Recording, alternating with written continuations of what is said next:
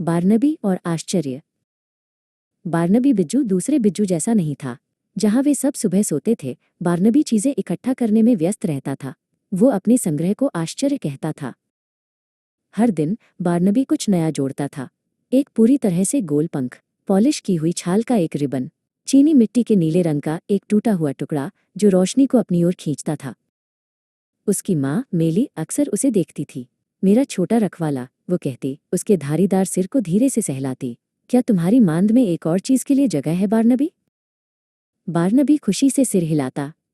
हमेशा, हर एक याद है माँ, और यादों को सुरक्षित रखने की जरूरत होती है। उसे अपनी चीजों के पास होने से ज्यादा कुछ भी पसंद नहीं था। लेकिन आश्चर्य बढ़ता गया और इतना बढ़ गया कि बारनबी के लिए मुश्किल से ही जगह बची। मान से बाहर निकलने का रास्ता अब चमकदार टुकड़ों और हिस्सों का एक मुश्किल बाधा दौड़ बन गया था।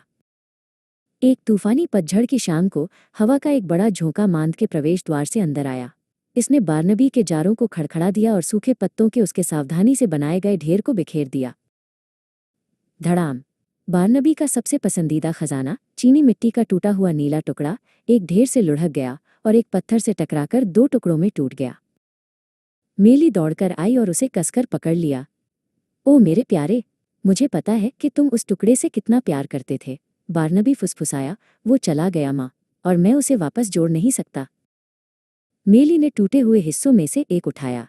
याद चीज में नहीं होती छोटे, यह ढूंढने में होती है, ये साझा करने में होती है। क्या तुम्हें वो दिन याद है जब हमने इसे पाया था? तुम अपनी नाक पर बारिश की बूंदें पकड़ने की कोशिश कर रहे थे और गलती से पुराने ओक के पेड़ से टकरा गए थे। उसने धीरे से हंसते हुए कहा। बारनबी मुस्कुराया, उस दिन की हंसी और अपने पंजों पर लगी कीचड़ को याद करते हुए। टूटे हुए टुकड़े का दर्द अब उतना नहीं हो रहा था। अगली सुबह बारनबी ने अपनी मांद का रास्ता साफ किया। उसने कुछ खास चीजें रखी, लेकिन बाकी बाहर ले गया।